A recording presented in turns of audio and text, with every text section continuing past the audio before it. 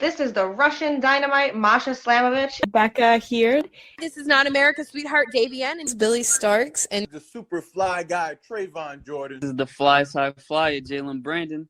Hardcore Princess, Jules Malone. Hi there, this is the Bubblegum Princess, Alexia Nicole. This is the Brazilian Wonder Woman, Christy Jane. This is the baddest black belt, Chennai Kai. This is Kid Bandit. The smash hit, Joel Bateman. This is Robin Renegade. Cody Hawk. Brutal Bob Evans. And you are listening to Wrestling with Entertainment, one of my favorite podcasts in the whole wide world. This is Hotshot Danny Duggan with Canadian Wrestling's Elite, and you are listening to Wrestling with Entertainment. Hello, and welcome to the show. It's Wrestling with Entertainment, the only audio experience on the web today, the trusted choice for interviewing all your favorite wrestlers every Tuesday and Wednesday on YouTube and Castbox, sponsored by Rogue Energy and Player One Coffee. I am, of course, your host, James J., and it is a great day for wrestling, because we are wrestling with Hotshot Danny Duggan. Hello. How are you, Danny? I'm doing great. How are you doing today? I'm good as well. And could you tell us what you have coming up, and obviously Canadian Wrestling Elite? We've got a lot coming up. This upcoming weekend, October 13th and 14th, we're on the road in the province of Ontario with stops in Sault Ste. Marie and Thunder Bay for the kickoff of our 4-province Rumble to Remember tour. Those two events specifically are headlined by WWF legend, the Mountie Jacques Rougeau, who has been on tour with us throughout the summer across Canada, and he's concluding his final dates with us on those two events. At the end of October in the city of Winnipeg, where we're based out of our hometown, we've got our annual Spin the Wheel, Make the Deal event at Rookie Sports Bar. It's our only 18-plus event that we host in the entire country of Canada, and it's going down for Halloween weekend. The following day, Saturday, October 28th, we have a matinee event in Lundar, Manitoba to raise funds for the Lundar Fire Department. And then we're kicking off November strong. We've got 10 events in 10 days. Across Manitoba, Saskatchewan, and Alberta, part of the Rumble to Remember tour. And those events are all headlined by WWE, WCW alumni, and Japanese wrestling icon, the Ultimo Dragon, who's coming to CWE for the first time ever. So we're really stoked about what's coming up here to close out 2023. It definitely seems like you have a busy rest of the year ahead of you. Yeah, we most definitely do. And as busy as it is, it's actually been even busier throughout the year. It's kind of slowing down a little bit for us as we get ready for the big Canadian winter. I haven't done the math yet, but we got to be on par to close to 100 live events this year. If not, we're pretty close. It's been an incredible year. Pre-COVID and pre the world shutting down, I think our greatest year was 120 live events. And I think we've been busier or on pace with that this year, and we're anticipating an even bigger 2024. So we're full-time up and operational here back in Canada, and we're taking advantage of it, making up for lost time. It's definitely, 120 events for an indie promotion. That's somewhat unheard of in the world of indie wrestling. I mean, only like WWE and New Japan would do that amount of dates. I mean, a lot of indie promotions are lucky to do 12 events in a year. Yeah, it's not somewhat unheard of. It's completely unheard of. We're the only independent wrestling organization in all of North America that does it. I haven't taken a look at New Japan's schedule in some time, so I'm not sure what they're producing per year right now, but there was a time we were pretty close to WWE's schedule, because they're not running a full-time house show schedule anymore themselves. No. At their peak, they're running 7 events a week. Now they're running, I think, 3, maybe 4 on a good week at best, and there's some weeks we're doing that, and sometimes more. So if you're somebody who wants to be a professional wrestler and live the life of a professional wrestler on the road in the traditional sense, the way guys used to do it by getting in the car and going town to town and living the gimmick, so to speak, CWE is the place for you. Now, and where can we find all things CWE on social media? You can find us on Facebook, Instagram, Twitter, and YouTube, and TikTok as well at CWE Canada. Are the guys doing that Wednesday Addams dance on the TikTok? Sorry, I missed that. Are the guys on TikTok doing the Wednesday Addams dance? I have no idea what that is. I'm an old man who's not good with technology, so I personally have no hands-on involvement with the TikTok. So I'm going to have to say maybe, but if so, I have no knowledge of what that is or how to do it. Fair enough. Now, talking about CWE, you are still currently an active pro wrestler. What inspired you to make CWE? Well, that's an interesting question. For the first time in my life, I'm actually talking to you as an inactive pro wrestler. I'm coming up on my 21st year as a pro wrestler, but I'm currently about 5 months into post surgery. I had a full ACL reconstruction surgery done in the end of April. So that's a 9 to 12 month minimum time off requirement for me just to do physio and rehab and hopefully be able to participate in contact sports again. So for the first time in my career, I'm sitting dormant without getting in the ring each and every week, which has never happened. I've torn my pec, I've torn my bicep, I've torn my MCL before. I've been concussed multiple times over, too many times to count, which probably isn't a good thing. And I've always been, up and in the ring the next day and continued on with my schedule without any time off. This is the first time I've actually been sitting without getting in the ring and doing anything, which has been quite the adjustment the last 5 months, but it's also kind of nice. So who knows, maybe it's permanent. But to get back to your question, so CWE, we're coming up on our 15th anniversary this January. It's just right around the corner. We're getting ready to celebrate our 15th anniversary, and that'll be a big tour across the country. And that came to be in 2009. For those not familiar with CWE, we hosted our first ever event on January 23rd, 2009, and it was headlined by the man who is our current CWE champion, the Zombie Killer Mentolo, and he wrestled some dude by the name of the American Dragon, Bryan Danielson, who I guess went on to do some pretty big things in the professional wrestling world, from what I understand. And they had an incredible main event, one to this day I still say is one of the best matches I've ever witnessed live and in person. That really took this company for a ride and was the building block to get us here 15 years later. But it all came to be. In 2009, I'd been an active pro wrestler for about 6 years at that point. I was only 22, 23 years old because I started wrestling as a teenager. But at that point, even just 6 years in, I had done work for most major organizations in North America. I traveled the continent. I'd wrestled for a lot of major independent companies, and I've wrestled, the who's who of pro wrestling, and everything that I was experiencing, from the companies I was working for and the talent I was getting in the ring with was not being presented here on the home front, here in Winnipeg and in central Canada. And I always thought that was just a huge missed opportunity because there's some incredible wrestlers in central Canada. Like I mentioned, we're based out of Winnipeg. And for those that know their wrestling history, Winnipeg has produced some pretty big wrestling stars over the years. Roddy Piper, originally from Saskatoon, but considered a Winnipeg boy. He was our first guy put on the map. You had, Don Callis, the Natural, or Cyrus, all the names. He's another Winnipeg boy.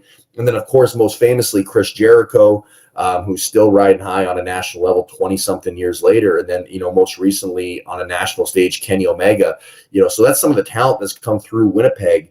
And, they're obviously exceptional and great talents and on a level of their own. But Winnipeg also has dozens of other guys that are really good too. Some that might even be considered as good as some of those guys, but just never got the opportunity or just never had the right set of eyes on them, which, is the luck of the draw in the professional wrestling game. So as I was getting out there and wrestling other places and just seeing the level of talent in other places, I said, wait a minute, why is Winnipeg not getting the recognition and respect it deserves? We've got a handful of guys that can go with these top guys that are in Ring of Honor, that can go in these top guys that are, in CZW, IWA Mid-South, PWG, whatever the companies were, that were popular at the time. But they're just, nobody's paying attention to them up here.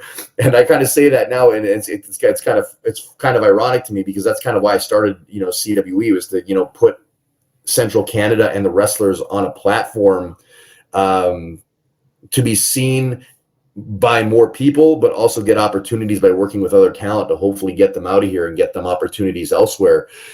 So it succeeded. I can go down a list of so many guys that have gone on now to have WWE opportunities, Ring of Honor opportunities. You see some in AEW now, directly through CWE. Guys have gone to Japan, Mexico, Germany, all over the world, which is something I'm very proud of. But here we are 15 years later, and still, even with Chris Jericho and Kenny Omega as the biggest stars in the world, for AEW, Winnipeg still doesn't get the respect it deserves. Like, we're running these tours across the country, as you mentioned, and more dates than anybody, but we have such a tough time with our geological location getting any coverage, in the wrestling world, especially in the United States. So it's still something that drives us and pushes us forward, that we have so many talented guys up here, but no one's paying attention, and it just drives us crazy. But it motivates us to keep on going. But like I mentioned, Omega, and I'll name drop him again for the fourth time. Like, he was the first ever CWE Tag Team Champion, along with myself.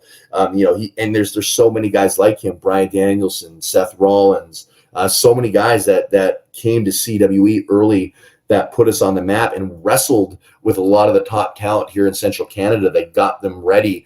And that was kind of the hope, is like, let's provide a platform for these guys. Let's get them in the ring with some of the world's best and see how they hang, see how they learn, how they adjust, and then how they go on to do for themselves. And it's worked out incredibly well.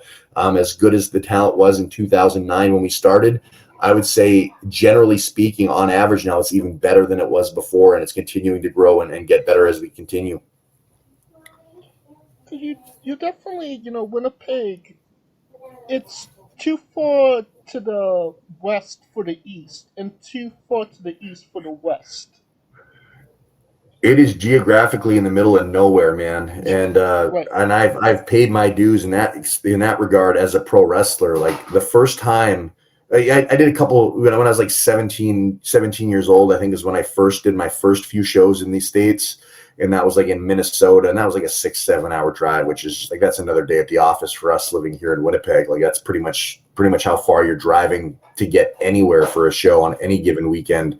So like, that was just dipping my toes in. But like, the first ever time I went and did like an extended trip of the United States, I was 17 years old, and I spent 32 hours on a Greyhound bus getting to Boston so I can do 2 weeks worth of shows in New England, throughout Vermont, Maine, Massachusetts, all those, in New Hampshire, I believe we did. But like, that was the reality of it. I had to like sit on a bus for 32 hours just to get out of here and get to an area that was getting a little more publicity and had more work at the time, because there's not a lot going on here. Like, the closest major U.S. city we've got is Minneapolis, which is 7 hours south. And then from there, you start to get a little closer to some major cities. But Chicago's 14 hours from here. If you head west, there's nothing on the Western United States in any drivable distance to us. So we're really in the middle of nowhere. So because of that, it presents a lot of economical challenges, because it's no secret there's not a ton of money flowing through independent wrestling. So when you've got to tack on, a gas bill for a promoter when you live in Central Canada, or a flight from Central Canada, that cost to bring you somewhere just kind of priced you out of the market very quickly. Right. So, there are guys that will have to, take things into their own hands and invest in themselves and get out. And it works for some, but not for many. And if it doesn't, you can't do it for very long, because it's just not cost effective to do. So it's definitely a challenge being based in Central Canada. The guys that usually do end up getting out have to, make a commitment pretty early and pretty seriously to permanently get out of here in order to make it happen. And I mean, man, those Greyhound buses, that's the detriment to so many wrestlers.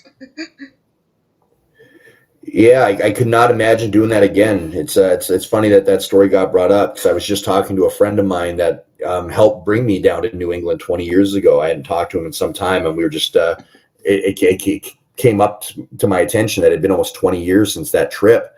And I told him, because he's a manager. He worked for Deep South Wrestling for a while, but he was also a manager in New England. Okay. And I told him, I said, we're coming up on 20 years. I know you're retired from the business now, but just for nostalgia, I might get on a bus and do the 32 hours there if you'll come out of retirement and manage me for one night. And we said it jokingly, and he said, not a chance, I'm getting in the ring and doing it. And I said, I'm the one willing to do the 32-hour drive. It's down the street from your house, and you're saying no. I guess I'm saying no too then. But it's amazing how time changes you, because, you know, at 17 years old, 18 years old, I was so excited to get on that bus and do it, and I probably would have done it every week if I had to. I probably still would, because I'm ingrained, you know, it's ingrained in my mind on how to do it, and just that's how I did it for so long, just being based in this area, that I would probably survive it. But mentally, I'd probably try to figure out any other which way to do it first now. Now, you did mention you have you're in the middle of injury time. How did the injury come about? And you did have some complications with it in the last couple of months, no? Yeah, most definitely did. So being in Canada, we have this wonderful thing everyone thinks is this fantastic golden goose called free healthcare, which has pros and cons. So you're not going bankrupt if you get hurt, but if it's something serious and you need to get fixed quickly, you're probably shit out of luck, which was the case for me and my torn ACL. So as an athlete, sitting for 2 years wasn't ideal, but at the same time, I didn't have to spend any money for it. So your pros and your cons. But I was wrestling. It was almost 3 years ago now. So in my mind, I think the injury happened in two parts. I think I initially pre-injured my knee on one tour. Somebody hoisted me up for a tombstone pile driver. And when they do that, you kind of do like, you kind of get lifted like in a cartwheel motion up into their body. So you're upside down. Yeah. And when that happened, my foot got caught in the canvas. The canvas was loose, and it kind of got stuck as he like torqued me up. And I felt a little tear in my knee. Like I felt something right away, and luckily that was the end of the match. That tombstone put me away, but immediately I was like, oh shoot, I can't walk. So my knee was like pretty swollen. I couldn't put a lot of weight on it, but we still had a couple days left on the tour. So like I bandaged that thing right up, iced, and did everything I could to get through the rest of that trip. And I just kind of rested my leg for a couple of weeks. I wrestled I can't even remember. I wrestled a handful of times with my knee kind of hurt. But I bandaged it up and it was no problem. I got through. I didn't have too many limitations. So I think I may have caused a partial tear on that first one. And then I was wrestling a match, and for the first time since that partial tear, or what I believe to be that partial tear now, I took the bandage off. It's like, oh, my knee's feeling good. Like I didn't have any pain. I didn't have any mobility issues. I felt like my leg was pretty stable. So it was as simple as pie. It was as fundamental as pro wrestling gets. I shot my opponent off the ropes, and I gave him a back elbow, which is one of the easiest, one of the simplest, most first move you're going to learn when you're being a pro wrestler, and you're going to, it's one of the easiest moves to hit in a pro wrestling match. You're throwing your elbow up. I'm not lifting anybody up. I'm not throwing them in the air. I'm literally stepping into them with my elbow. It doesn't get much easier than a back elbow, from an offensive standpoint. But I think that knee wasn't quite healed yet. And the guy coming off the ropes was a big boy. He's probably like 370, 380. And just his weight coming into me as I planted my leg and my knee not being fully healed yet. As soon as he stepped into me, my knee just buckled. Like I could feel it tear and pop, and I collapsed immediately. And down I went. So we finished the match, because I didn't realize how bad it was right away. Like I knew it was bad. Like I couldn't stand. But being the dummy I am, I figured, well, we're going to try to get through this and we'll deal with it later. So we finished up the match in whatever capacity I was capable of doing so, and went to the hospital. They gave me a completely different diagnosis than it ended up actually being. They gave me a little knee brace, and I finished up that tour too. And then sure enough, I ended up going home and and finding out it was the torn ACL. And it tore right off. Like, and once that injury set in, you were well aware it was torn right off. But because of free healthcare here in Canada, there's a long list to get it done, because that's a lot of money and time that goes into getting these things done, and those resources aren't always there for our government and healthcare system. So I had a decision to make, and that was either sit and take time off or continue to work through the injury. And being stupid me, who's always worked through every injury, I continued to do that. I got myself a great sports knee brace. And mind you, this my wonderful friends and peers who advised me that it was okay to do so too, because a lot of them had done it. So I trusted their judgment, and to their credit, they were right. I got through it for 2 years just fine. But I put a sports knee brace on, and I wrestled with a fully torn ACL for almost 2 years. I had to completely modify how I wrestled. I wasn't as quick and agile and spry, so to speak, as I was, but I was able to adjust. I had to change my presentation in terms of my character and personality, and just the way I structured my matches from how I always traditionally done it. But I got through it, and by a couple months in of getting over the mental block of, oh shit, I can't wrestle the way I'd like to, which is very humbling. Like, it's very humbling to be, in your athletic prime, be in great shape, and your body not work. Like, it's there's a mental block there, and there's a grieving period, so to speak, of some frustration. But once I figured that out, and what I couldn't do and how to do it right, I thought I was having some of the best matches of my career on one leg, which I'm really proud of. But finally, it got to a point where my knee was worn out. Like, just there's slight things in a match. If I came down the wrong way, like, I wasn't walking for 3 weeks, and I could tell it was getting to a point where if I didn't get this thing taken care of, I'm probably going to be in even worse shape either now, but most definitely when I'm older. And when you've got a young toddler running around at home, you can't keep up with or pick up sometimes because your knee's blown out. It puts things into perspective, and you got to, put real life first over pro wrestling sometimes. So I went and got that done. And 2 years later, got that done, knowing it was going to be 9 to 12 months off, which I, mentally took a long time to get adjusted to, just the idea of doing that before even committing to the surgery. Had the surgery, thought it went great. Was told it went great, and it was I finished that surgery. I got out of surgery at 5:00, and I was at our wrestling show an hour later and appeared on our event fresh off the emergency table, so to speak, which probably is something I shouldn't have done. But I was at the event, and we had a 10-day tour right after that, so I went right on the road. When most people usually have a full ACL reconstruction, from what I understand, is they go and they sit in their bed for a couple months, or at least a couple weeks, and they rest and recover. I did the opposite. I went full tilt, which is probably, either my problem that occurred following this was either because of that, or it could have happened in the surgery. I'm not sure. But I was definitely, I was up and moving. I wasn't slowing down. I mentally told myself, we're going to get through this. We're not going to put life on hold. And in the process, my knee was getting extremely painful. We were on the road, and man, I'll admit it here, like, grown men do cry, or at least I did, because I'd never experienced pain like this in my life. Like, I couldn't stand, I couldn't sit, I couldn't lay down. My knee was in such excruciating pain that I couldn't function as a human being, and it was just getting worse. But I've never had this type of surgery before, so I just chalked it up to, like, oh, Danny, you're being a bitch. Like, this is surgery. All your friends have had it. Athletes have it. Just suck it up and deal with it. But like I mentioned earlier, I've wrestled through so many tears and muscle tears and injuries before. I'd never experienced anything like this, but I'd never had a surgery of this level before. So I just assumed it was a part of the game. But it kept getting worse and getting worse. And then all of a sudden it started to get a little funny looking, and there started to be some colors, and there started to be some pus. And I was like, all right, maybe this is worse than I thought it was. So, I ended up going to an emergency room, and they're like, yeah, your leg's infected, you idiot. And if you wouldn't have got here, any sooner than you did, there's a good chance you could have lost this thing. So I ended up having a bad staph infection in my knee from what they think is a surgical infection.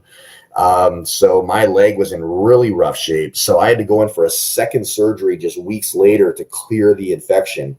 And man, if I thought that first surgery was bad, this second one was 10 times worse. They ripped my knee to shit just to make sure they got everything out of there. So I was under the knife again. They cleared it out. I had to stay in the hospital for a while.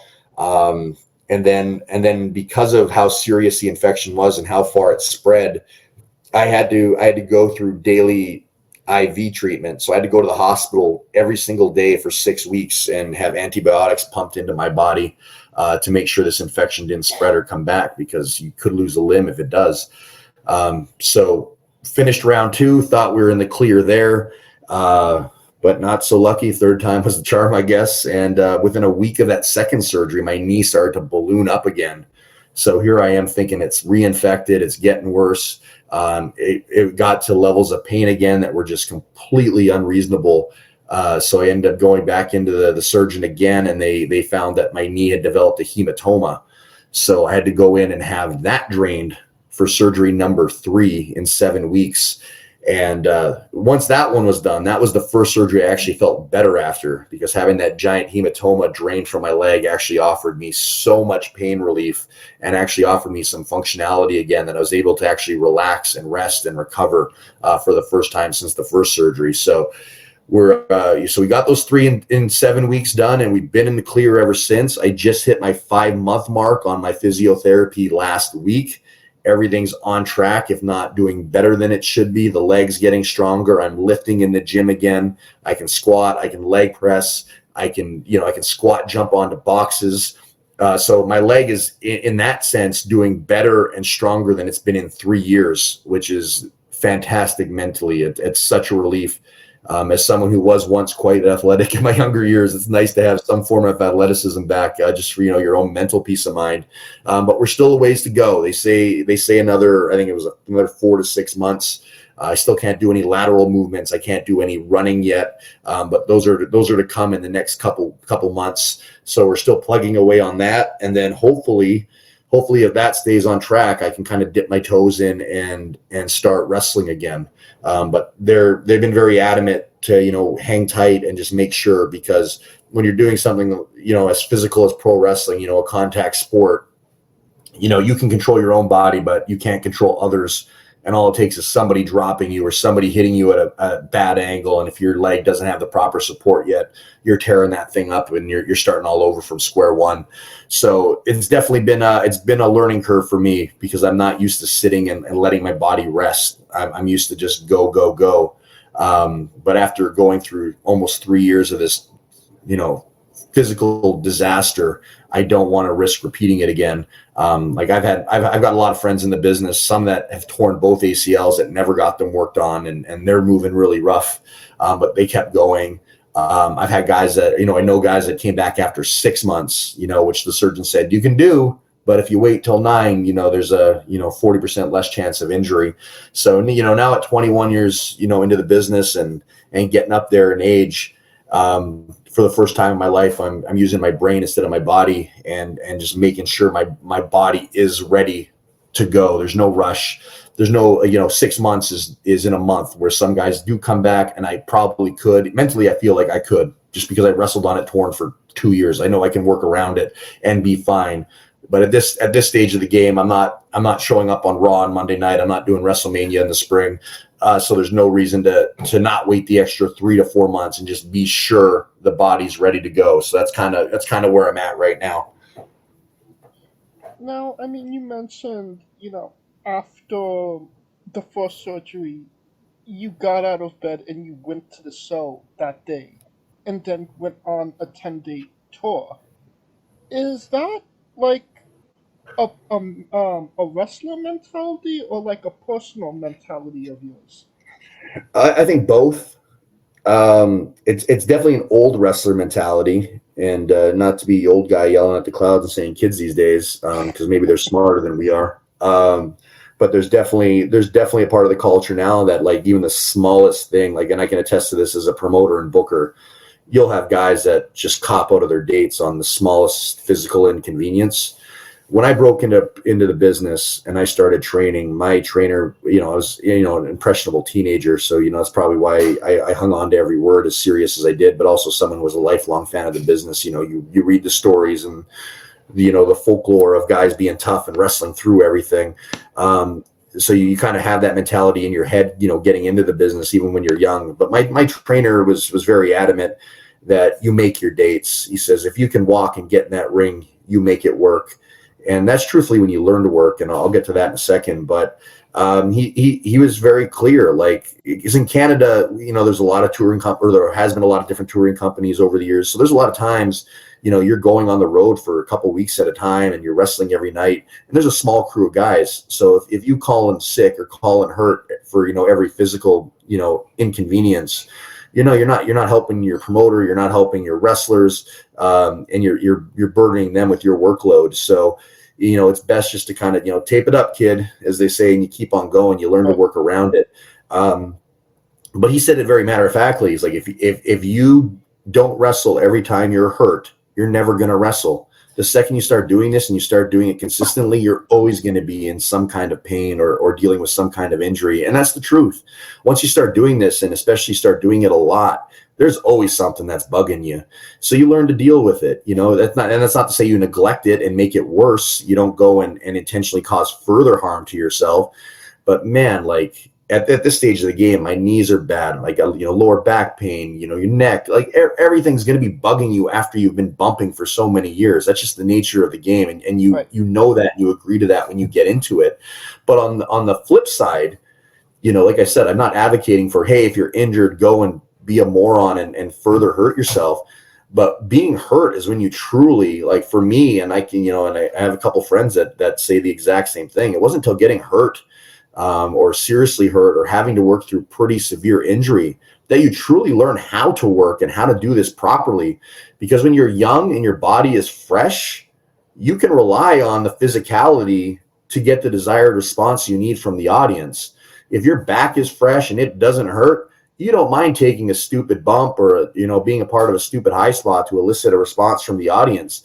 But when you have that physically taken away from you, when you can't take that big bump or you can't come off the top rope or you can't run a certain way, you have to get creative if you're going to get over and stay booked. So you then learn to work around it and you find other ways to elicit, the response you're looking for from the audience. So that's something that's been real beneficial. So instead of, calling in hurt, so to speak, and hey, I'm taking the day off, my mentality and, guys that broke in around here anyways from my era, and probably shortly after and definitely way before, that was always the attitude. It's like, all right, you're hurt. We're all hurt, but communicate that with your booker, communicate that with the guy you're in the ring with, and let's work around it. If a guy comes to me and says, hey, my knee's in rough shape or my back's in bad shape, no problem, brother. I got you. And we work around it. And then when it's my turn, when I'm hurt and beat up, he does the same for me. I protect him, he protects me, and we keep on going and we keep on making money. We keep on making, the dates that we committed to or, the fans paid to see us for that they expected to. And we're not putting anybody out because there's nothing. I can't stress this enough. If there's any young wrestlers listening out there, if you commit to a date, make that date for many reasons. You're promoted. And even though you may not be a big star, you're someone's favorite wrestler. It might be one person. It might be one single human on this planet. You might be their favorite wrestler. Oh. Okay, so I'll start from the top there if you want to edit. So I can't advise this enough for young wrestlers. Make your dates for many reasons. Even though you may be small and insignificant in the wrestling world in terms of your value and your name and marketability and such, once you start wrestling, there's a good chance you're someone's favorite wrestler. It might only be one person. It might be one single person on this entire planet, but they love you and they might have bought a ticket to see you that night and they expected to see you. You're on the poster, you're advertised in a match, and when you're not there, you disappoint them. So if you can physically get in the building and be there, even if you physically can't participate to some capacity, make your date, honor your commitment, get in the building because you never know who came to saw you and how that's going to affect, the business and their return business. Secondly, you made a commitment to a promoter, honor your word. be there. That's so important. And as a promoter myself now, like, I can't stress how important that is. There's nothing worse and nothing that turns me off of a talent more when I hear they don't make their dates, or, oh, so-and-so canceled because this came up or that came up.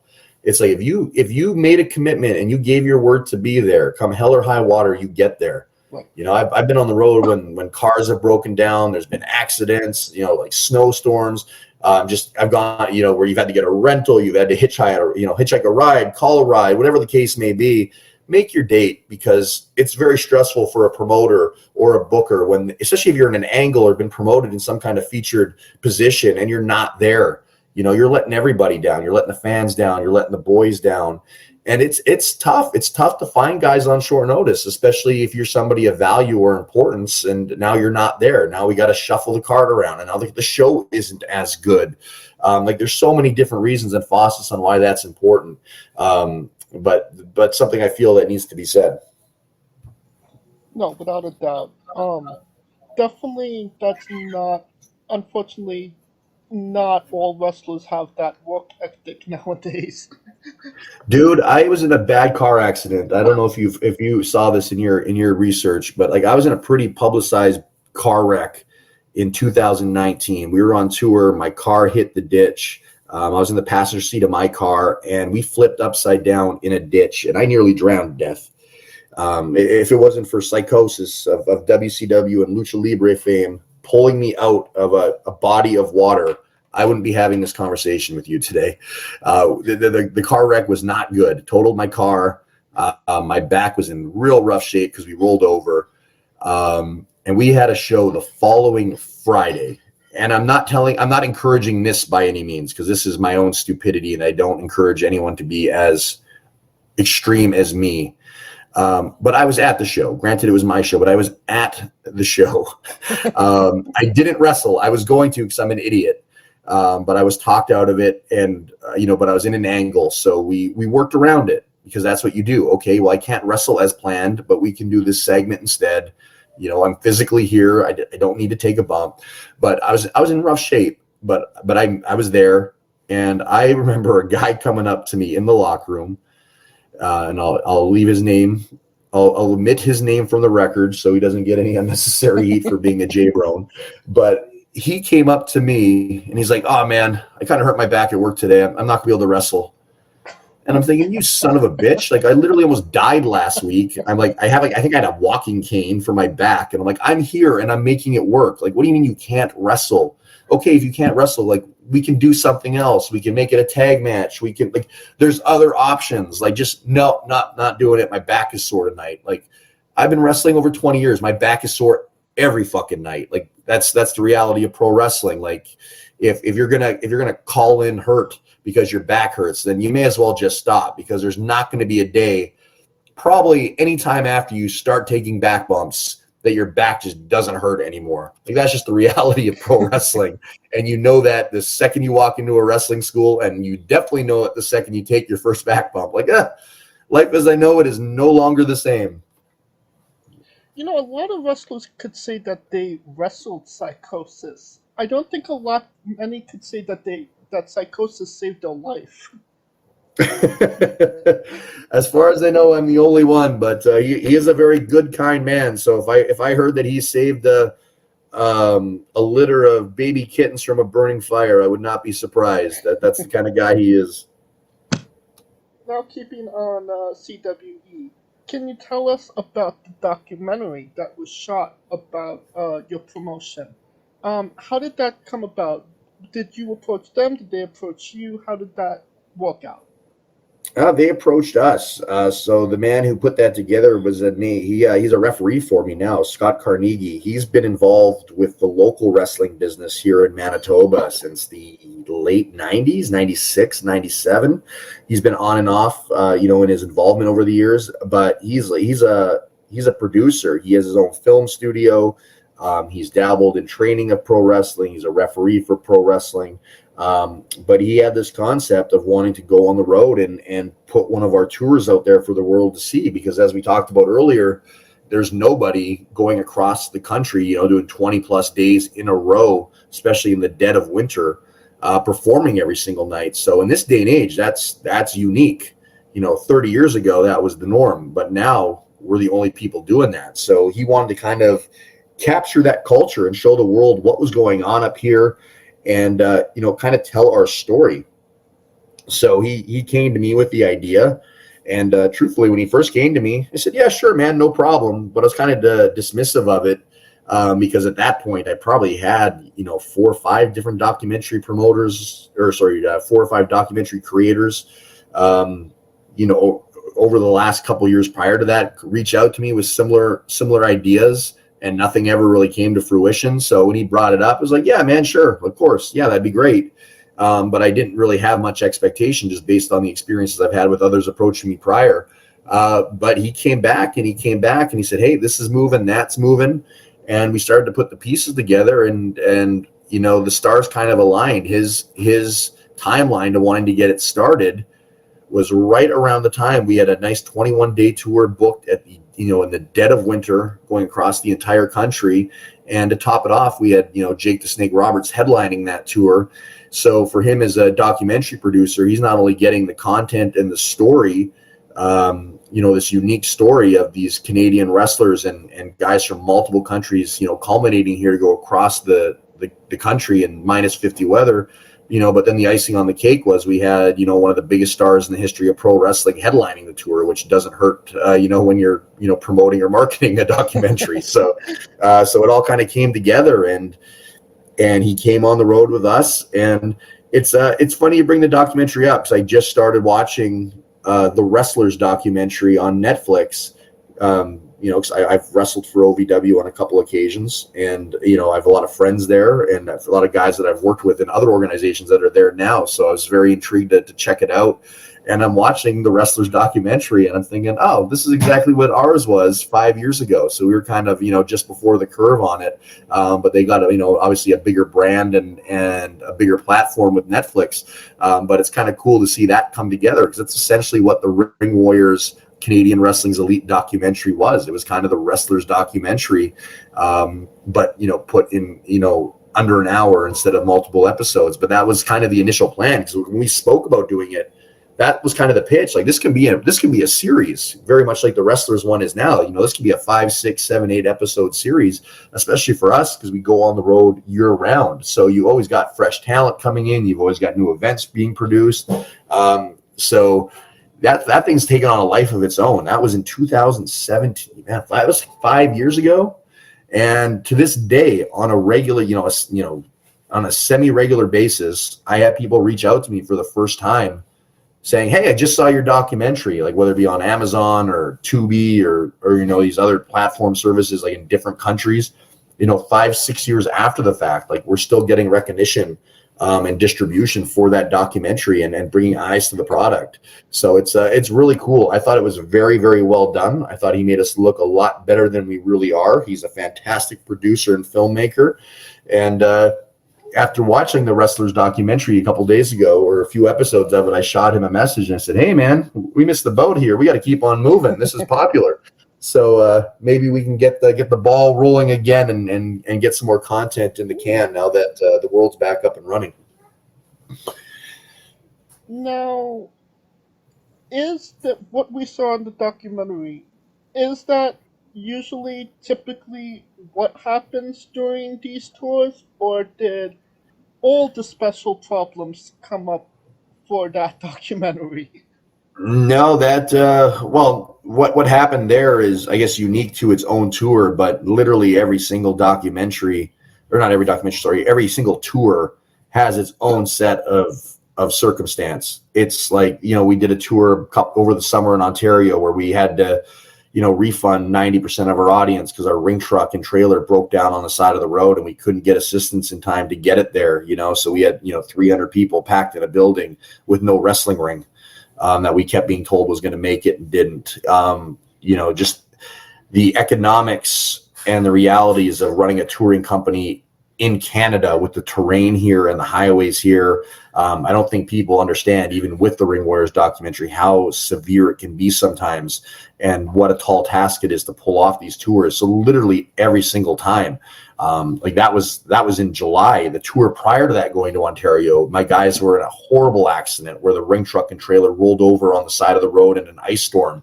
Guy had to get rushed to the hospital. Like literally every single tour, there is something. It's completely, it's maybe it's not, but if it isn't, I haven't figured out a way yet. Like it seems completely unavoidable. There will be disaster. It's just a matter of when and how bad. But like, that's just the pro wrestling business, man. Like, as I'm talking to you now, an hour ago, I almost didn't do this interview because I was about to put a freaking hole in the wall, dealing with the manager of one of our venues and just some silliness that's going on that's just completely unnecessary, but just is, the daily drama that is pro wrestling and some of the characters that are involved in it. That's just would, blow most people's minds that you have to deal with on a regular day. But, that's kind of, as I talked about, when you get into wrestling, you understand the circumstances of what you're getting into. You do that as a promoter as well. You realize you're dealing with eccentric characters and people, some of the most intelligent people in the world, some of the most unintelligent people in the world, and everything in between. So you're dealing with just a wide spectrum of people and personalities on a daily basis. So something's always bound to happen, because of that.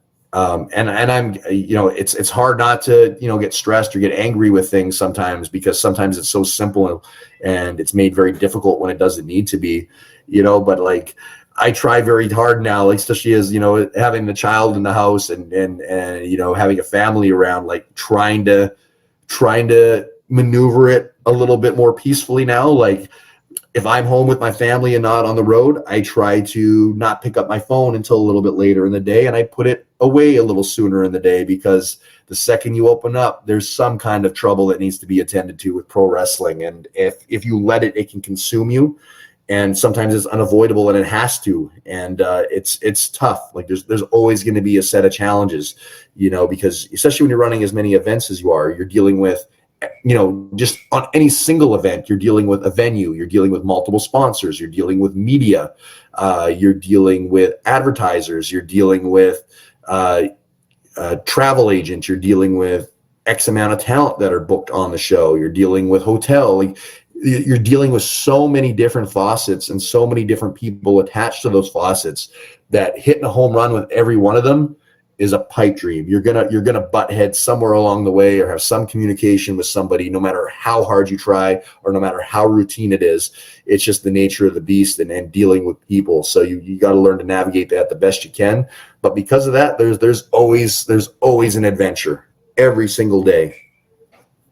And I'm definitely glad that you did decide to jump on and do this interview, because I'm really digging this conversation.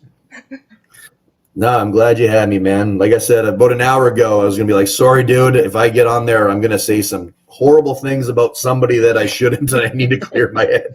But you've been my therapy session over the last year. You reminded me that the business is fun. It is fun, and it's fun. It's full of good people and good intention for the most part. And that's ultimately why we do this, because, as much bad and negativity there can be in pro wrestling. And for whatever reason, pro wrestling just kind of breeds that, sometimes like just the mentality that's within the business, but you also see it in the fan culture as well. If you're a fan of a major wrestling organization, whether you follow WWE or AEW, you hop on the internet for 5 minutes and it's negativity spewed every which way possible, which is so strange to me, that negativity exists in so many different facets of the business. Because pro wrestling is the greatest thing in the world, man. At least to me, it's the best thing in the world. There's nothing I love more in that aspect than pro wrestling, and it brings so much joy and so much happiness to me that it's just, why can't everyone enjoy it like this? Why must we fight and argue and disagree? Some will say it's passion, and sometimes passion will collide. But other times, I don't know, man. It's like pro wrestling is so wonderful. Enjoy it for what it is. Enjoy the people for what it is. It's not always going to be how you want it or how you would have done it, but a lot of times it will be, so you take the highs with the lows, and it's such a great thing. It's such a, as a fan, as someone in the business, like, it's so great. And I wish more people would appreciate it for how great it is, and, take a more positive perspective on it, because especially when it's done right, it's the greatest thing in the world. And going back to the documentary, God bless Jake the Snake Roberts for doing that 21-day tour, at his age with his injuries. Yeah, he was having a tough time, man. I think right at the beginning, it's been a few years since I've watched the documentary, but I remember they captured it great right off the beginning, if I'm not mistaken. But it was just him arriving in Canada. Yes. It was like minus 50, and he's like, what the F am I doing here? And it's funny because, like, that was only 5-6 years ago, but that's a lot of time. But I remember being younger at the time and thinking, like, come on, man, it's just another day at the office, dude. Like, for us, like, we're on the road all the time in the winter, so you don't think anything of it. But now, you fast forward 5-6 years for myself personally, and I'm still much younger than what Jake was in that documentary then. And, like, now I get it. I'm like, when your body's beat up and you're tired and, you're hurt and you're dealing with injuries, that cold weather is not fun, and I completely relate and understand on a different level than I did it then. So I apologize, Jake, and I fully respect and appreciate your struggle. Now, for anybody that hasn't seen the documentary, spoiler alert, you tore your a ligament in your shoulder. You left the tour. You came back to the tour, and Jake actually helped you plan your match with, I believe it was against AJ Sanchez. Yes. So what did that mean to you to have, such a legend and such a great mind planning your match with you? Well, he didn't necessarily plan my match with me, but he offered me some insight that, goes back to what I was saying about you learn how to work properly when you're hurt. So before that, 3 days before that 21-day tour, we had an event in Winnipeg. We do a small 18+ show in Winnipeg, every 2 months or so. But it was 3 days before that tour was supposed to start. And like I mentioned with my knee injury, it's always something so simple you get hurt on.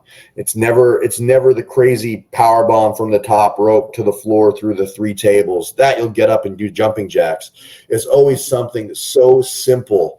So in this case, I was wrestling a fellow by the name of Kevin O'Doyle, the Boston Bruiser, and he was just breaking in. Like, he probably only had like single digits amount of matches, and he was AJ Sanchez's trainee, his tag team partner at the time, but like fresh out of wrestling school, pretty much still in wrestling school, probably like brand new, but we're starting to get him his experience and get him his reps. And I was doing a tag match with him. I was teaming with Tyler Colton, who was also featured in that documentary, and we're literally minutes into this match. And he's a big boy, and at that, he's a big boy in the sense that he's like 340, 350. I was a pretty big boy myself at that time, and I came in to clothesline him, and like he was going to stand his ground, but because he was green and nervous and just out of position, I went to clothesline him in the chest and place it how I would have placed it a million times prior in my lifetime. At the last second, he got nervous, probably because he saw these huge jacked arms of steel coming his way, and he turned his shoulder into me and took his chest away, but put the head of his shoulder right into me. So as I came to clothesline him, my pec and bicep collided full tilt right on the head of this big bastard's shoulder. And if I would have got him flesh on the chest, you would have got a nice smack. But instead, because it was the tendons of my pectoral muscle and my bicep, it was a big pop instead. And within seconds, I shouldn't even say seconds, instantly, I was like, oh shit, like you knew something was bad. I couldn't lift my arm. Like it tore right off. So I went, luckily it was a tag match and I was able to tag out and I'm like trying to shake it off on the outside. I had never torn my bicep before. I torn my pec, but only partially before, but never to that extreme. So like I'm on the apron going, okay, it's not that bad. Just take a second. And I'm stretching it out and feeling it out, and rubbing it out, like trying to get it functional. I'm trying to tag back in and trying to do stuff. I'm like, no, man, this thing is done. So we got through it, and sure enough, it ended up being a torn pec and bicep. And within days, like from my chest all the way down to my wrist, it was just purple and blue. And I'm pretty sure they caught some of that in the documentary. I don't know if they got the full extent of how bad it got. They With the did. but yeah, it was pretty gross. So yeah, we had we did the tour, and silly me, like most guys, most people with a brain in their head, would be like, all right, I tore my pec and bicep, I'm going to sit this one out. But I'm like, no, it's fine. We'll work around it. So, and that's exactly what I did. I wrestled, that tour. But to get back to what you're saying about Jake. So, we're a couple nights into that tour, and I'm in an angle with AJ Sanchez at that time. And, I've wrestled AJ, man, I wouldn't be exaggerating if I said 500 times. Like I could wrestle him with my eyes closed. He's one of my best opponents. We've done it a lot. So like I said earlier, if you're hurt, you communicate with your opponent and you let them know, hey, here's what's going on, and you work around it.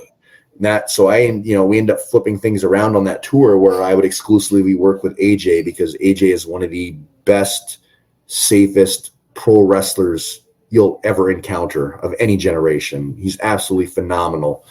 So I knew getting in there with him, even him being a big boy of 340, 350, he could take care of me if I communicate with him like, hey, here's what's going on. And that's exactly what he did. So like on the first night or second night of the tour, we're having this match, and I'm going full tilt. Like I'm hurt, but I'm going full tilt, and I'm my arm is visibly discolored, as you can see in the documentary. Like my bicep, my chest is purple and blue, so the people could tell it's disgusting. So it only makes sense that he's attacking that part of my body, at least in my mind, because if you're damaged goods going into a fight, you're going to attack the damaged armor. Right. So that's what we did in those first matches or two. And I remember clear as day, because it makes me I can feel the sympathy pains as I tell this story.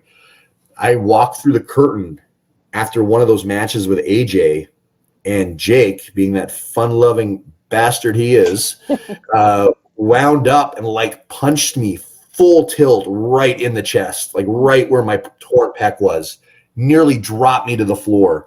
And I'm like let out like a scream of pain. Like I thought it was like a bad rib. I'm like, what the fuck you doing, man? Like that hurt. And, but it was a rib. He had a good laugh at it, but there was a lesson in that rib, and he's like, see how bad that hurt? And I said, yeah, that hurt. He's like, yeah, the people can see it hurts that bad too. So, what does that tell them? When AJ's got a hold of it and he's beating it up for 15 minutes and the match continues to go on, when I simply put you down by, making contact with it. And that was kind of a light bulb that went off, like, oh shit, yeah, I didn't really think of that. We're kind of telling everyone it's all bullshit if, they can see the extent of my injury and how badly beat up I am, but, it's not phasing me and I'm able to keep on going. So with some fine tuning in his advice, those matches got changed. Instead of him beating the shit out of that arm and pec for 15 minutes, it was 15 minutes of him trying to beat the shit out of that arm and pec, and me doing everything I could to protect it. But by the time he got, but when he would eventually get a hold of it, it was lights out, because, no normal man's going to be able to, withhold that pain threshold. And the matches end up being a lot better because of it, with that simple change of story. And with that valuable lesson, that cost me my long-term health, probably, of wrestling with that torn injury, those torn muscles. That's a lesson I've been able to, take on and apply without having the serious injury to go with it, but, the work professional wrestling injury on any given event. So it was a valuable lesson in psychology that was very useful and very beneficial because of, Jake's mentorship on the tour. Now, Everybody knows listening that I'm a big arena guy. I love my wrestling arenas. And when it comes to Japanese pro wrestling, there's few bigger arenas than Korakuen Hall. And you competed in the world famous Korakuen Hall.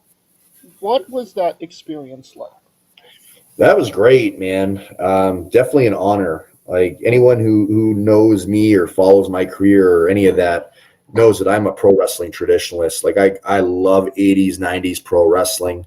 I grew up on wrestling from the age of 3 on. Like my earliest memories on this planet are pro wrestling.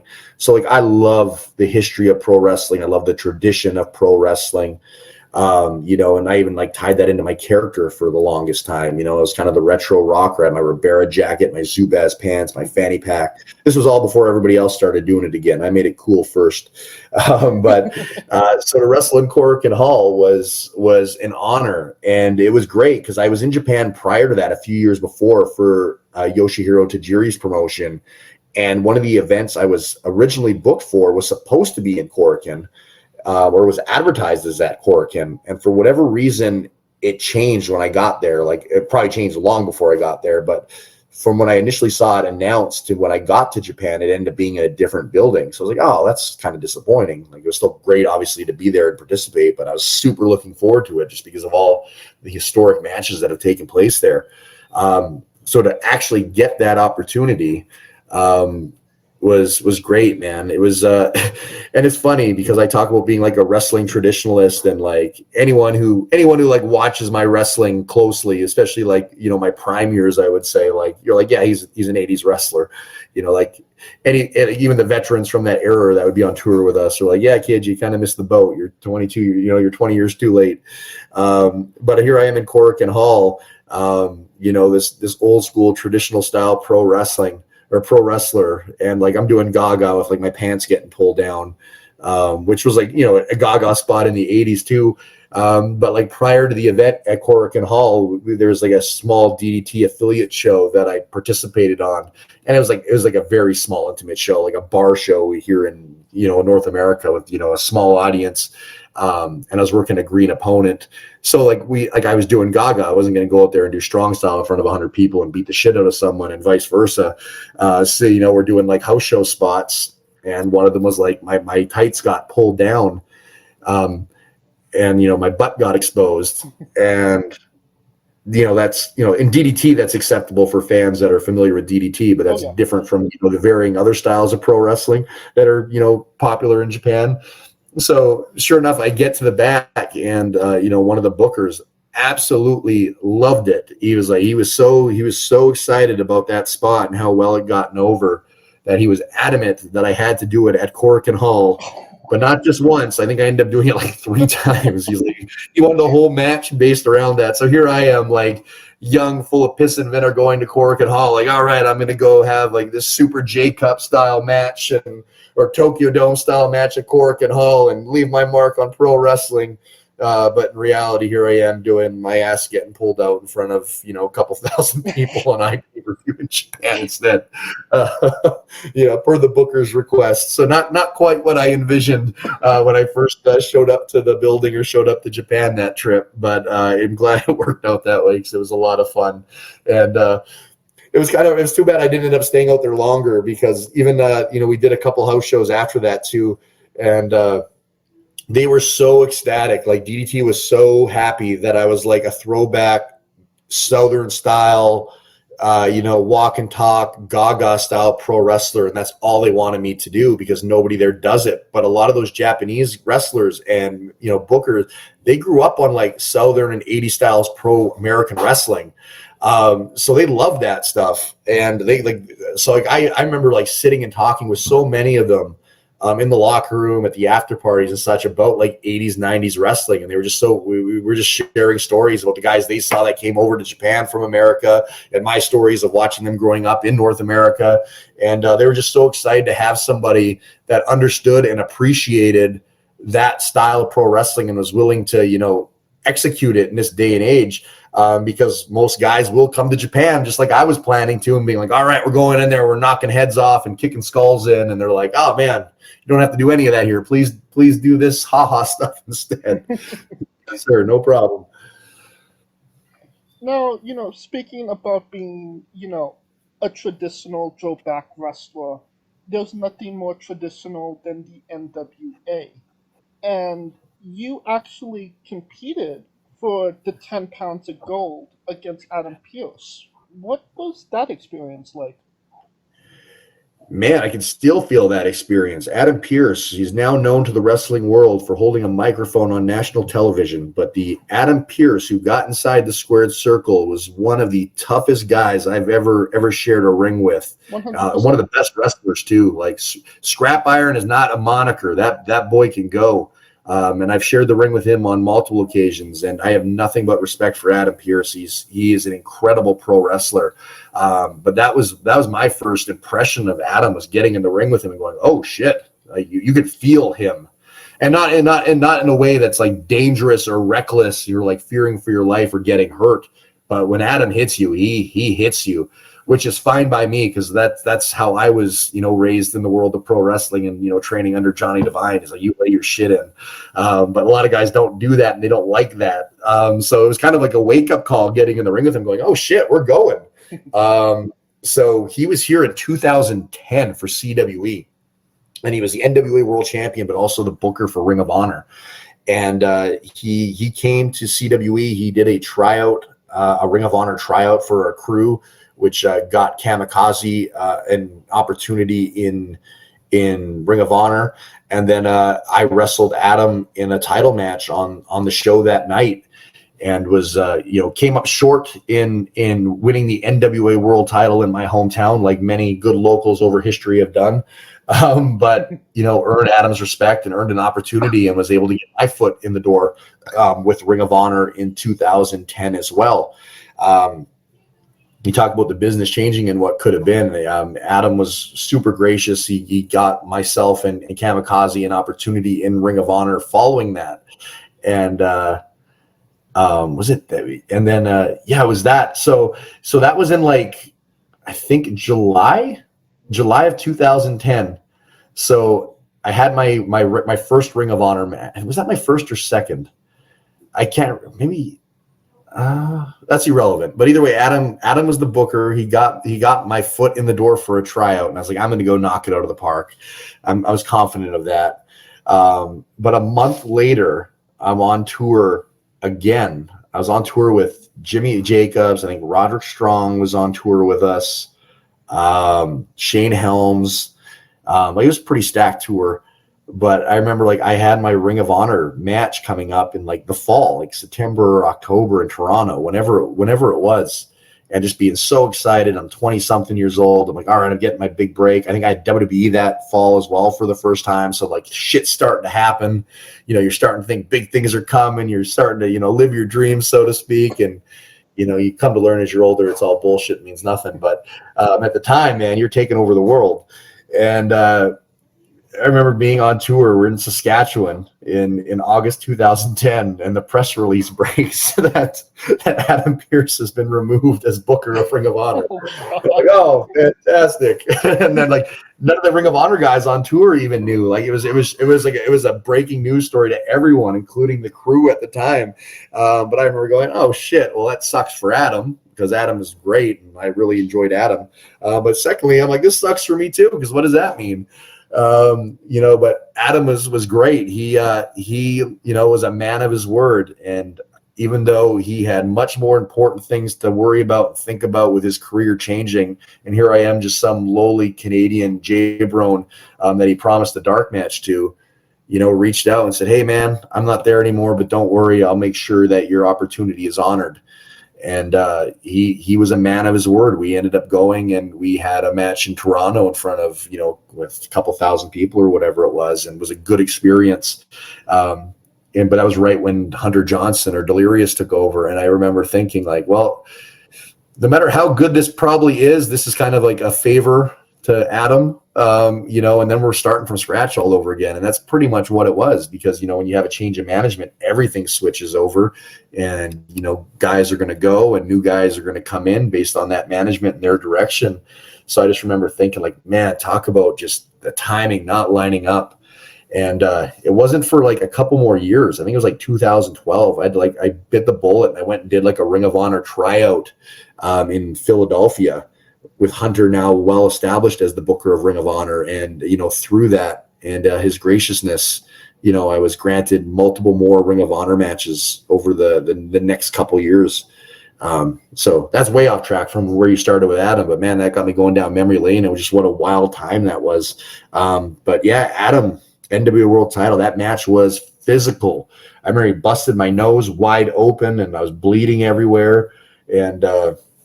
And then sure enough, it was a couple years later, we ended up meeting in Portland, Oregon again. I was the West Coast Wrestling Connection heavyweight champion out in Portland, Oregon on their TV program out there for some period of time. And Adam came in right near the end of my run out there, and we tangled a few times. And yeah, nothing had changed, man. When Adam hits you, it's going to be a rough morning the next day.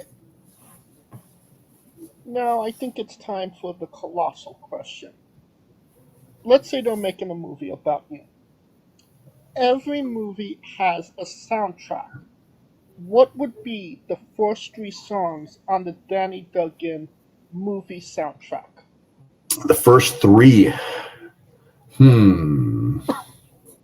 I know 2 off the top of my head. I'm trying to think of what the third would be.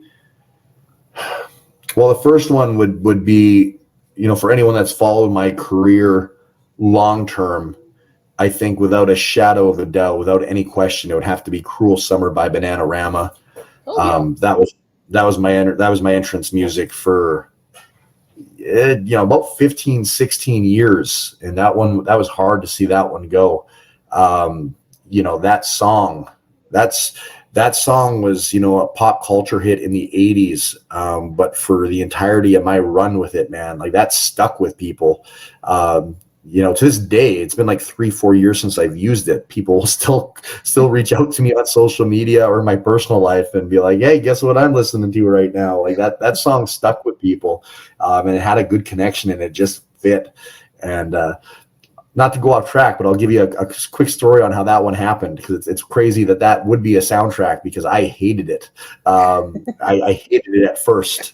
I thought it was the most silly, ridiculous thing in the world, and I wanted nothing to do with it, and ended up being probably one of the best things to happen to my independent wrestling career. So we talked about me going down to Boston and doing those trips when I was 17 years old. Right. And the first show I did there was in Buxton, Maine, at a bar called Skip's Bar. They're still running wrestling there today. That's why I'd like to go back there and relive it, because it's like this hole-in-the-wall bar in Buxton, Maine. Like, I don't even know where Buxton is on a map. I'd have to look. But I wrestled there many times. And the first night I was there, they told me, because I was going to be there for a couple of weeks and do their spot shows and such, we're bringing you in as this there's a heel manager by the name of Quentin Michaels. And they said, we're going to bring you, you're going to be his little cousin from Canada. Like, that's going to be your attachment and your story while you're here. And he was kind of like an executive bigwig, was kind of like his gimmick. And, I was 17 years old. Ring of Honor was like just starting and was super cool. So here I am with my biker trunks and my kick pads. And I had like this cool Nightwish music and thought I was so Japanese and cool and modern.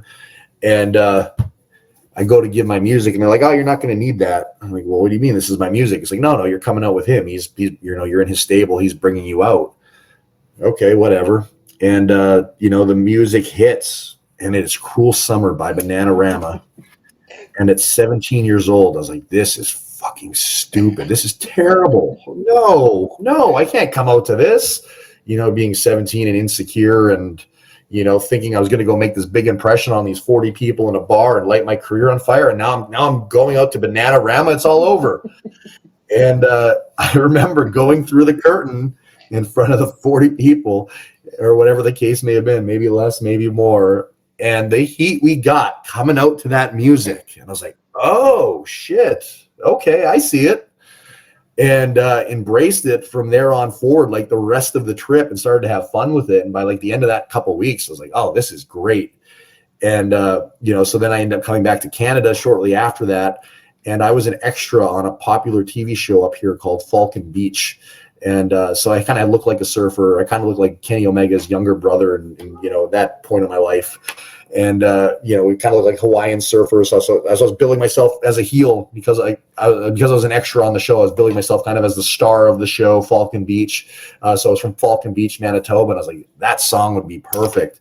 And at the time, we were doing a lot of like these shows at university bars. And it was just like the perfect fit. And the heat was outrageous because of the song. And I was like, this song is connecting with people in a way I just never would have guessed. But because it's so catchy, and if you just sit and listen to it, no matter how defiant you are to the song, you eventually start bopping your head and singing to it, and it's contagious. So because of that, it became super popular and turned me babyface, and that led to me being, probably the top babyface in Central Canada for a decade. Almost all because of that song. I'm certain of it. So that would have to be. But now that I'm back in Canada after leaving this terrible country during the pandemic and relocating to the United States, since returning to events in Canada, I've become an American sympathizer, and I'm not so popular anymore. And while I was in Green Bay, living there during the pandemic, Lee Greenwood was coming there for a concert. So every single day as I'm driving, listening to my classic country radio, God Bless the USA by Lee Greenwood is being played like once an hour to promote this concert, like whether it be like directly the song or the commercial, which is that's his song. So it was like every single day. And I was like, this is obnoxious. I was like, this is too much. So I was like, yeah, I'm going back as a bad guy. So if it's obnoxious and it's too much, it's going to get heat, brother. So now, for those who haven't watched me in my present form here, performing in Canada, that is my entrance song. And it's not as simple as it sounds. It's not simple as, all right, that chord hits and you come out. That song marinates and it plays for a while. And it's not about until the second course or third course, about 2 minutes in, I finally make my way out the curtain. And you can imagine if you're Canadian, listening to God Bless the USA for about 2 minutes, you want to fight somebody by the time they get out the curtain, especially when they come out dressed up in outlandish American apparel and waving the American flag. So it's kind of taken on a life of its own through some trial and error up here as well. So I imagine that song would also have to be on the soundtrack because it's gotten me into some altercations over the last couple of years, and will probably get me in some more as time goes on. And do we have a third song? Do we have a third song? Man. No, I think we're going with those two. That's the opening and closing track. All right. And a solid 2 they are. Yes, sir. Well, that Lee Greenwood song goes on for like 5 minutes, so it encompasses like 3 songs. Very true. All right. Now that we have the soundtrack down, it's time to cast. Who plays Danny Duggan? And you can't say yourself because you are obligated to make a Stan Lee-esque cameo. Well, in my younger years, if they're playing like younger me, like Surfer Danny, Falcon Beach Danny, I used to get compared to Owen Wilson a lot because we both had the long, stringy blonde hair. Okay. So that was like a common comparison, which used to offend me because he's got a very large nose and I don't. So this isn't fair or nice. So probably Owen Wilson. Okay. Now every movie has a supporting cast. Who would be 3 people significant to you that would be in your movie, and who would play them? AJ Sanchez would have to be in that movie. Like I said, I've wrestled him more than anybody. You know, he was there for my first match. We've traveled the roads together. He would be what's his name? He's in The Sopranos. He's one of Tony's henchmen. Man, I don't know his shoot name. I But don't know. I there's know who you're talking about, but I don't know his demeanor. yeah, he's one of the mob guys with Tony. I've watched that series so many times. Why am I drawing a blank? That's who would play AJ. Who else would be in that movie? Mentolo would have to be in that movie if we're covering my career, because he's been one of my greatest rivals. So he would be in that, but he wears a mask. So realistically, that could be anybody. So with that being said, I'd like to cast Virgil in that role for my own amusement and fandom of Virgil. Okay. Virgil would make a great Mentolo. And then third would probably have to be my wife, because, at this stage of my life, I wouldn't be able to do what I do without her. So probably my wife. And because she's in the next room listening, she would be cast by herself, because there would be no more beautiful choice or option than my own beautiful wife to play her. And I couldn't imagine pretending she was anyone else. And that is the correct answer. That is the correct answer, sir. Pro wrestling taught me that. From The Sopranos, I believe you're talking about Steve Scarippa? Yes, sir. There you go. It sounds like an incredible movie, and you could pre-order the tickets now. That's the thing. It probably would make an incredible movie. At one point, there was consideration to make it a book, because I'm very quiet on social media now, and that's for good reason. Because when I was younger, especially with social media, I was pretty wild and crazy. Like I'm old and boring now. But we lived the wrestler life on the road. Like we got in trouble. We had all kinds of fun. We said stupid shit. It was never with ill intent or malice. We were, always, it was all in good fun. But I remember it was probably maybe 2015, 16. I'd been wrestling pretty actively and, pretty open on social media about this is the wild life we're living and the crazy things we're doing and the schedule we're keeping.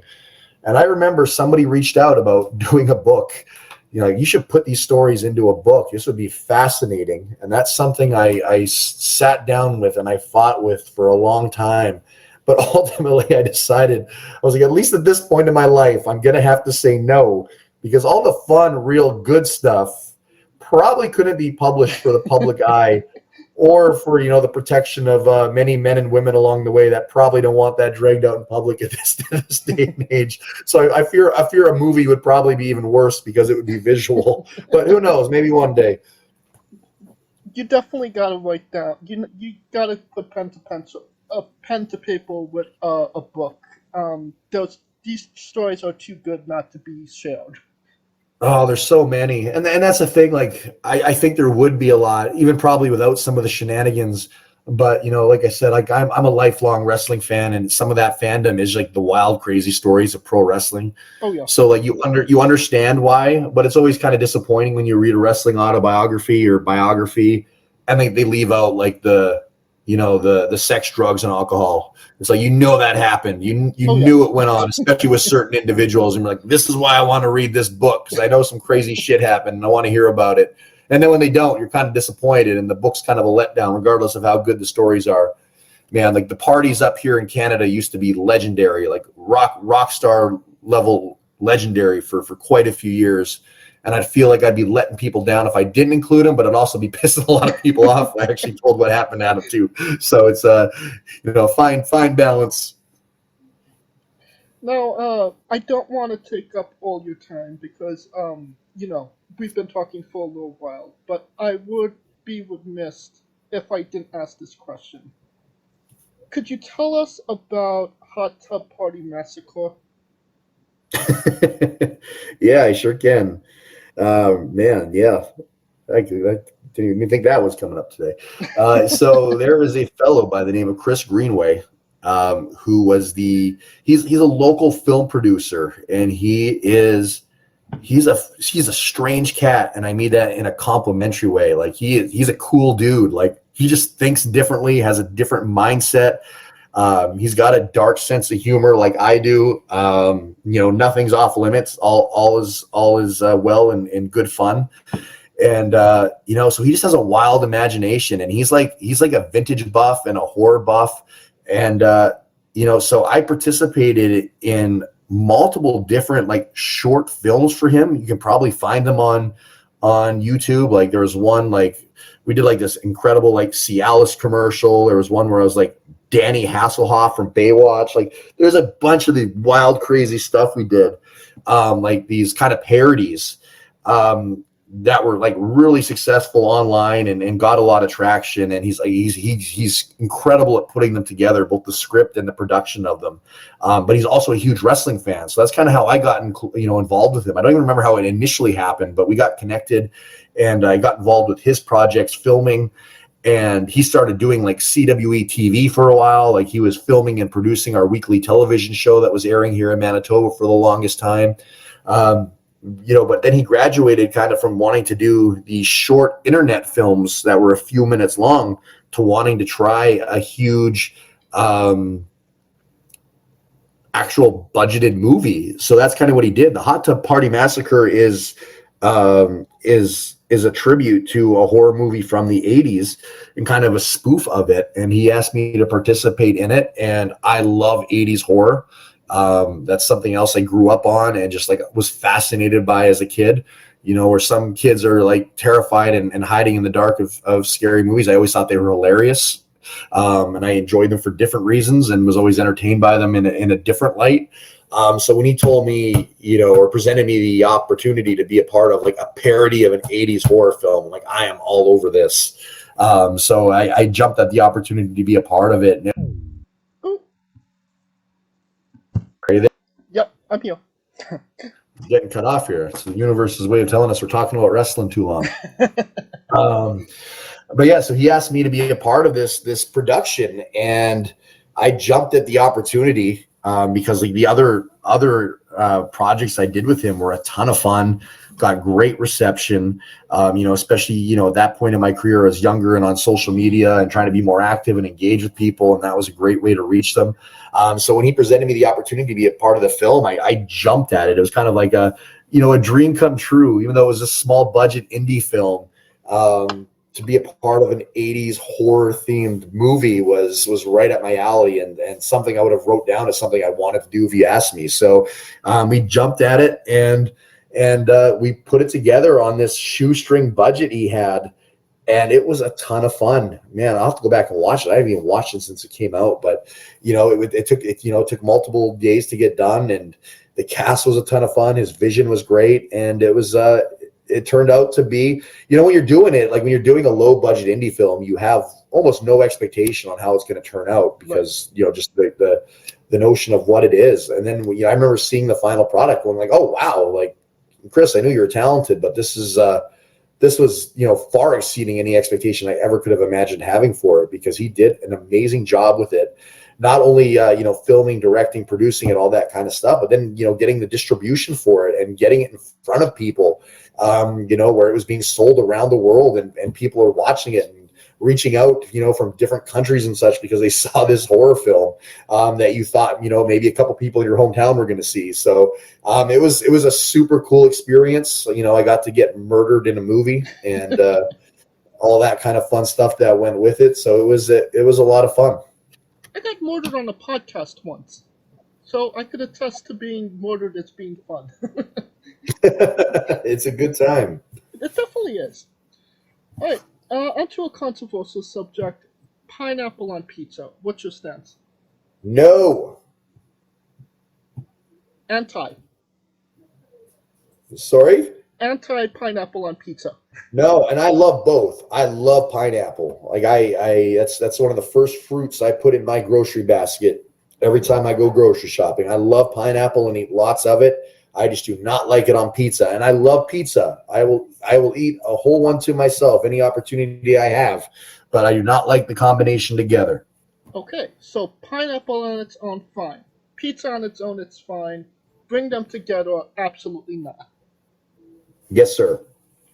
Now, we love the late, great Tracy Smothers on the show. Do you know the acronym for Doug? T-H-U-G. I don't think I do. I've got lots of friends that have worked with Tracy, and I've heard a million Tracy stories, and he was somebody I always wanted to work with, but sadly never got the opportunity to even meet. So I don't believe I do. T is for terrible, H is for hell, U is for ugly, and G is for jail, because a Doug can't spell. That's fantastic. Yes, we love the late great Tracy Smothers. In the same boat as you, never got to meet him, wish I did, but we're trying to keep the memory alive. I appreciate that. Yeah, we had a bunch of boys that you would regularly come up on tour from like the Tennessee area, and I remember like begging them to bring Tracy Smothers up sometime, but there was some kind of passport issue where he wasn't able to come to Canada.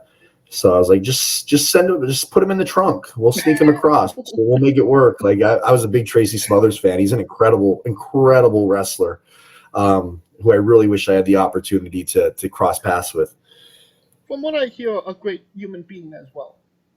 Everybody speaks highly of Tracy, and that's hard. Like that's hard in the wrestling business. Oh yeah. Because somewhere along the way, everyone's pissed off somebody. But I don't think I've ever heard anyone say anything bad about Tracy. It's nothing but praise. All right. Now, on a more serious note, where do you see yourself in CWE in the next 5 years? Hopefully not dead, but Hopefully, neither yes. one of us. Yeah, that's a good question. That is a great question, and you're asking that at a very interesting time where I wish I could give you a short answer, but I don't know, man. It's this has been a reality check and a wake up call. This injury. This is the first time I've ever had to sit. Like this past 5 months is the first time I've not been in a pro wrestling ring as a active pro wrestler in my entire adult life. So it's making me think differently. It's putting things into perspective differently. So who knows? It can go one of two ways. I might not be doing this anymore in 5 years. Because there's other things I have to take into consideration when it comes to my health and body, having a family now. Or once I, actually have this wheel up and running and I'm feeling good, I'm going to say, yeah, that was silly to think. And I'm going to be going full tilt and wrestling 200 days a year again, like I was between my company and independence before, everything shut down. So it's tough to say. I still love pro wrestling. And when, I'm no different than any other wrestler when they say, it's an addiction. It's hard to quit. You never quit. You never will quit it. It's a struggle because there are times when things get tough physically, mentally, financially. You're like, I should just do something else. But like, what, man? When you've been doing pro wrestling your entire life, what else do you do? Because there's nothing else like it. Wrestling is the best. It is the best job in the world. So to find something to replace that, man, anything less than pro wrestling is a step down.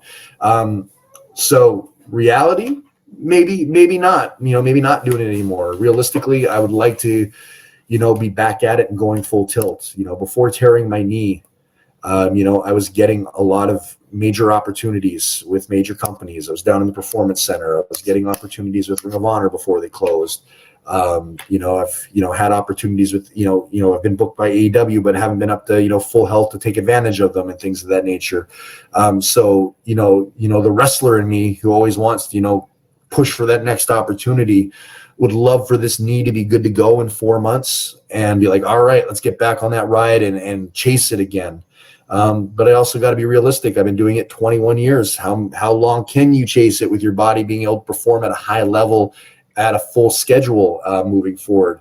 Also going to be 37 years old soon, which is still young. I'm still mindful of that, but with 21 years of wrestling on it, it's not, so as someone who hasn't gotten that break per se on a national level, they're not handing too many of those out to somebody at 37 years old. So, that's probably, not an option. So if you're not chasing, pro wrestling on a national scale or an international level without that big break behind you to sustain it yet, what does your pro wrestling career look like? I'm someone who will probably always be happy just wrestling. Whether that be in front of 40 people, 4,000 people, 40,000 people. If there's a wrestling ring set up somewhere, I will enjoy myself and have a good time. But what does that mean realistically for, survival and living your life? That's, something I'm going to have to figure out. So probably going to be involved realistically. For CWE, I think, as long as the economy can withstand, the pressure it's going right now, it always comes back around. So if we can survive, the challenges that are being put forth right now, where it's going to get rough, like it is rough right now, like gas is brutally expensive in Canada. So being a touring company, that's your, biggest expense. Hotels are more expensive than ever before. Flights are more expensive than ever before. Our Canadian dollar's garbage for paying American talent right now. So there's a lot of obstacles that we're facing for the first time in a way we never have. Like we always had those expenses, more so than other areas, but right now it's worse than ever. So we're learning to navigate that and be flexible and adjust, which we're doing a really good job of. But if that continues to get worse, and the economy for individual citizens continues to toughen, they're not going to have the same disposable income for pro wrestling, which we're trying to be mindful of as well. So it's just kind of a balancing act right now. If we can survive the next little bit and find a way to realistically navigate it and be successful financially to keep moving forward, I think in 5 years CWE will continue to go, and it'll continue to be very strong.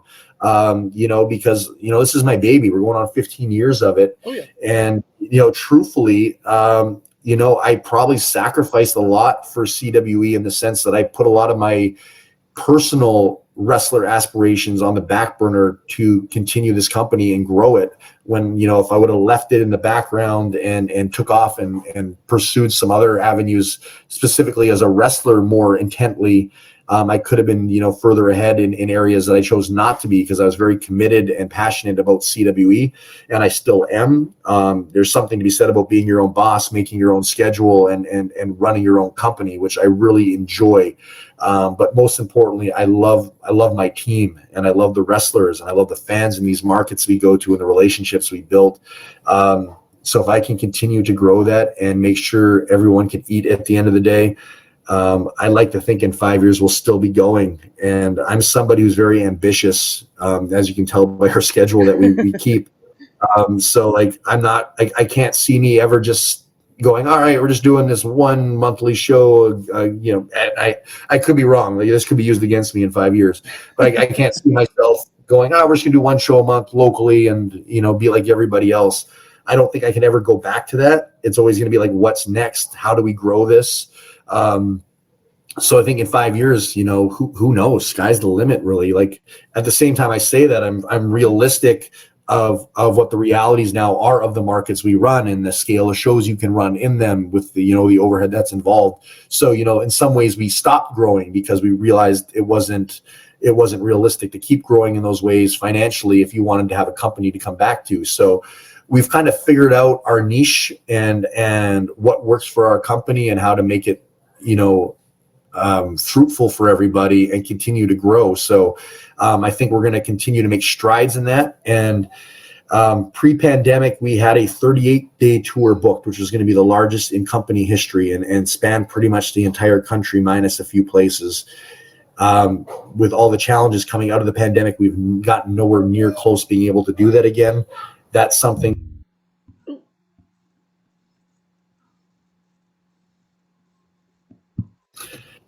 38-day tour. Sorry? That's what you left out on when you dropped out. Oh, so before the world closed down in 2020, we were scheduled to do a 38-day tour, which is going to be the biggest in CWE history, the biggest in Canadian wrestling history. It was 38 events and 38 nights, spanning from Vancouver on the West Coast all the way to Montreal on the East Coast. So if you don't know your geography, look it up. It is a lot of land. That is like going from Portland, Oregon to New York City. And we were doing tours just smaller than that prior, but this was going to be the biggest yet, cover the most ground, have the most cities, and that got taken away from us. So that was a part of history I was very excited to make. That's been completely unrealistic to try to duplicate since, with the challenges coming out of the pandemic in terms of the economy and the expenses included with it. So I would love in the next 5 years, probably not going to happen sooner than later, probably later than sooner. But I am determined to bring this company across the country in a major fashion like that again. So when the wrestling world thinks Canadian wrestling, It's without a shadow of a doubt, it's CWE that comes to mind and comes to mouth, because the wrestling fans here already do that. But every other country in the world has a company that's distinguishable to them. America has WWE, AEW. Japan has New Japan Pro Wrestling. Mexico has AAA and CMLL. Canada has always just kind of piggybacked the American brands on a national level. It hasn't been since the days of like Maple Leaf Wrestling or Stampede Wrestling in the 80s that Canada has been distinguished to the wrestling world. So that's always been the goal with CWE and a part of why we started as well, and we're going to continue that mission statement. All right. And since we are nearing the conclusion of this interview, we are wrestling with the 8 questions of Doom. Is this like the Dungeon of Doom? It's a speed round or bonus round, the round where we see who you really are. Are you ready? I don't know who I really am, so good luck. But let's give it a try. Excluding yourself, greatest wrestler of all time. Mr. Perfect. Worst wrestler. Worst but best wrestler, Nails. I love Nails. The worst but the best. He was the best at being the worst. Oh, I love him so much. I just got a Nails t-shirt this weekend, and it was one of the best gifts ever given to me. Your main event in WrestleMania for the World Championship. Who is your opponent? Dead or alive? Anything. Dead, Mr. Perfect, because he was my guy. Alive, probably Chris Jericho, because he was a Winnipeg boy who made it when I was a young kid aspiring to do what he was doing. So that would be kind of full circle for me. If you could come out to anyone's entrance music, past or present, who would it be? Ooh. Well, this might be a weird choice, and I'm having to think on the spot, so there might be others, but one that pops to mind would be Gangrel and the Brood. That's one of the greatest entrance songs of all time, and the entrance was unmatched to this day. So to come out and be a part of that would be something special. Oh, yeah. Finish the sentence. Kayfabe is... Still alive. We would have also accepted taste great on toast. Squash, vegetable or fruit? Vegetable. It is indeed a fruit. Oh, okay. It has seeds, tomato logic. Tomato logic. There you go. New Japan wrestler Taichi, his ring gear gets smaller every year, revealing more of himself to the world. My question, what is the appropriate trunks to butt cheek ratio for ring gear? It depends how great of an ass you have. Before I had a back injury that deflated my glutes, I wanted those things hanging out because that meant more merch money from the ladies in attendance. But now that I'm old and beaten up, you got to cover those things up. And the last question, the main event, the thing everybody wants to know. Have you ever had a conversation with a stranger in a supermarket about Darby Allin? Never in my life. And that is the correct answer. And that will conclude this interview. Thank you so much for coming on and doing this with me. I have been in a supermarket in my wrestling gear with Brian Cage and Gangrel getting groceries, if that counts. Wow. that is a visual, to say the least. Yeah. Once again, can you tell us where we can find all things CWE on social media? At CWE Canada. And yourself on social media as well? At Hotshot Danny Duggan or at Hotshot Danny D, if the Twitter handle isn't long enough. Okay. And you don't even have to go looking. All of the links to all the social media for CWE and Danny Duggan will be in the description of the video below, but on YouTube and Castbox, simply click the link. A new tab will appear on whatever device you are on. You have no excuse. Give him a damn follow. And if you're in the Canadian area, buy a damn ticket.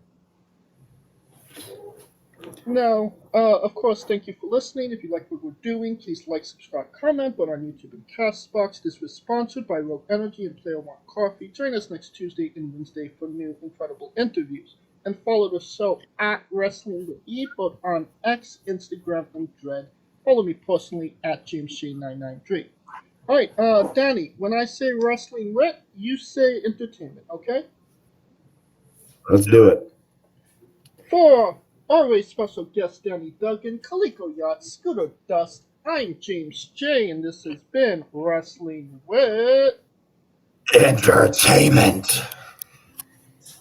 Hey folks, this is the Colossal Mike Law, and you are listening to Wrestling with Entertainment. Enjoy the show, support these guys. We appreciate it very much. We'll see you at ringside.